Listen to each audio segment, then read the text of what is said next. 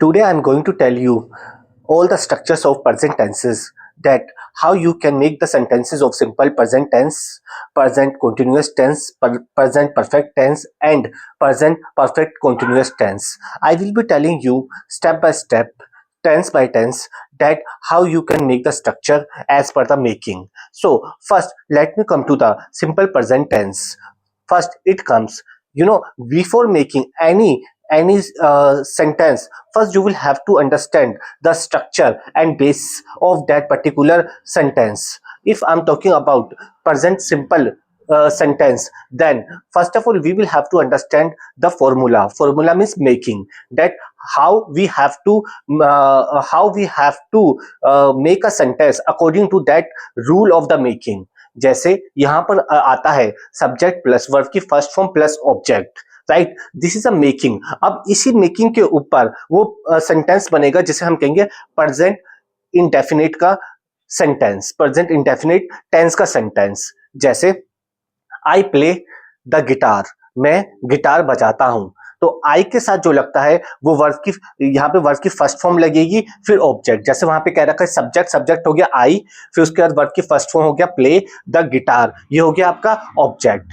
Second आता है she place the piano, वो पियानो बजाती है. शी हो गया सब्जेक्ट, प्ले हो गया वर्ब की फर्स्ट फॉर्म, द पियानो हो गया ऑब्जेक्ट. अब यहाँ पे देखिए, यहाँ प्ले के साथ एस लगा है क्योंकि जब कोई प्रेजेंट इंडेफिनिट में कोई सिंगुलर होता है, जैसे शी सिंगुलर हो गया, ही सिंगुलर हो गया, या कोई नाम हो गया, इट हो गया, वो सिंगुलर हो गया, तो उसके साथ क्या आएगा, उसके साथ वर्ब की फर्स्ट फॉर्म के साथ एस या ई एस, वो डिपेंड करेगा, ई एस का डिपेंड करेगा. मैं आगे चल के बताऊं कि ई एस कहां लगता है. फिलहाल आप ये नोट कर लीजिए कि जो सिंगुलर होगा उसका प्रेजेंट इंडेफिनिट में एस आएगा. तो यहाँ पे एस आ रहा है ना पीछे, तो she plays the piano.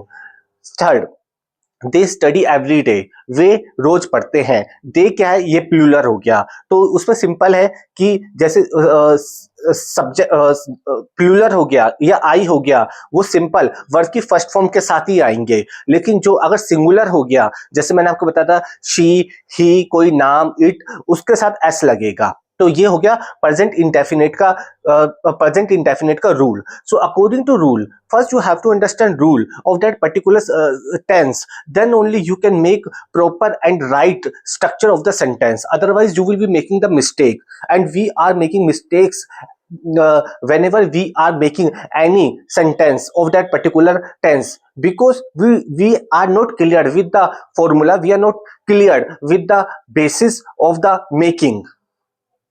Today I'm telling you, today I'm expressing you that how to make any sentence as per the rule.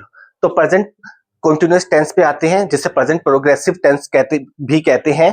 इसका जो फॉर्मूला है वो है subject am is are plus verb की फर्स्ट फॉर्म प्लस आईएनजी. मैं यहाँ पे आपको बता देता हूं, जो एम लगता है वो आई के साथ लगता है, इज लगता है वो सिंगुलर के साथ लगता है, जैसे she, he, any name, it, और जो आर लगता है वो प्लूरल के साथ लगता है, फिर वर्ब की फर्स्ट फॉर्म, फिर आईएनजी. जैसे एग्जांपल है आई एम ईटिंग लंच, तो आई के साथ एम आ गया, ईट वर्ब हो गई, तो इसके साथ आईएनजी, लंच हो गया आपका object, I am eating lunch.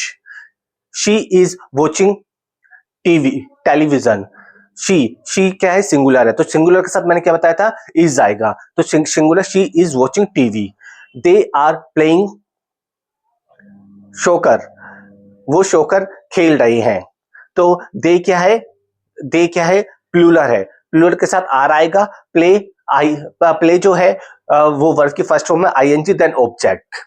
इस तरीके से आपको याद रखना है कि आई के साथ एम आता है, शी कोई भी सिंगुलर के साथ इज आएगा, और कोई भी प्लूरल के साथ आर आएगा.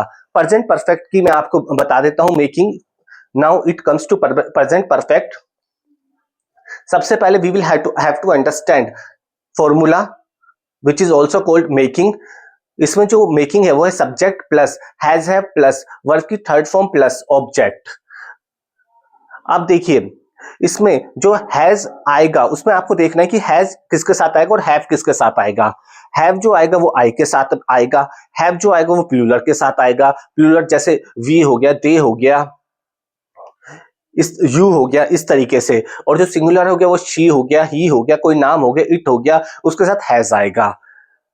राइट। तो पहला एग्जांपल है शी हैज विजिटेड इटली, वह इटली विजिट कर चुकी है। मतलब प्रेजेंट परफेक्ट ये कहता है कि जो भी काम प्रेजेंट में हो चुका है, पूरा हो चुका है ना, वो चल नहीं रहा, वो होता नहीं है, वो पूरा हो चुका है। So she has visited Italy, वह इटली विजिट कर चुकी है। जैसे उसके बाद फिर उसी में ही दे रखा है he has visited Italy, right. तो ये सारा सिंगुलर में आता है। उसके बाद फिर सिंगुलर का एक और एग्जांपल है she has finished his meal, he has finished his meal, वह अपना मील खत्म कर चुका है या अपना मील खा चुका है। फिर आता है आपका प्लूरल का we have read the book, हम बुक पढ़ चुके हैं। जो ये हो गया, ये प्लूरल का हो गया। अब आते हैं हम प्रेजेंट परफेक्ट प्रोग्रेसिव, जिसे कहते हैं present perfect continuous tense also. ये जो है, ये टेंस ये कहता है कि कोई भी काम एक अवधि से, एक ड्यूरेशन से चलता आ रहा है, होता आ रहा है, ना वो कंप्लीट हुआ है, ना वो होता है, ना वो हो रहा है। मतलब एक पर्टिकुलर अवधि, पर्टिकुलर एक ड्यूरेशन से वो होता हुआ आ रहा है और स्टिल वो अभी प्रोग्रेसिव में है। जैसे इसकी हम देखते हैं, फॉर्मूला देखते हैं, इसका मेकिंग देखते हैं। Subject plus has have plus been plus verb की first form plus ING plus, उसके बाद आता है ऑब्जेक्ट प्लस फिर एक टाइमिंग आती है। जैसे I have been working all day, she has been painting all night, I have been gardening for weeks. मतलब एक सबसे पहले मैं यहां पे बता देता हूं, आई के साथ हैव लगेगा, जितने भी प्लूलर है, जो भी प्लूलर मैंने आपको पहले बता दिया है, उनके साथ हैव लगेगा। और जो सिंगुलर है शी ही इट कोई भी नाम, उसके साथ हैज लगेगा। तो यहाँ पे हैव के बाद और हैज के बाद बीन आएगा, बीन के बाद फिर आएगी वर्ब की फर्स्ट फॉर्म, फिर आएगा आईएनजी और फिर आएगा आपका वो टाइम जिस टाइम से वो कार्य हो रहा है। राइट।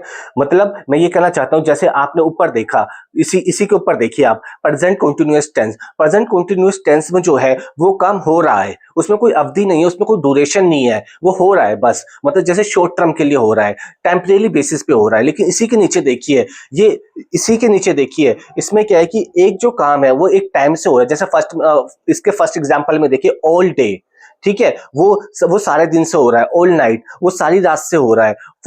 फोर वीक्स, वो 4 वीक्स, वो हफ्तों से हो रहा है।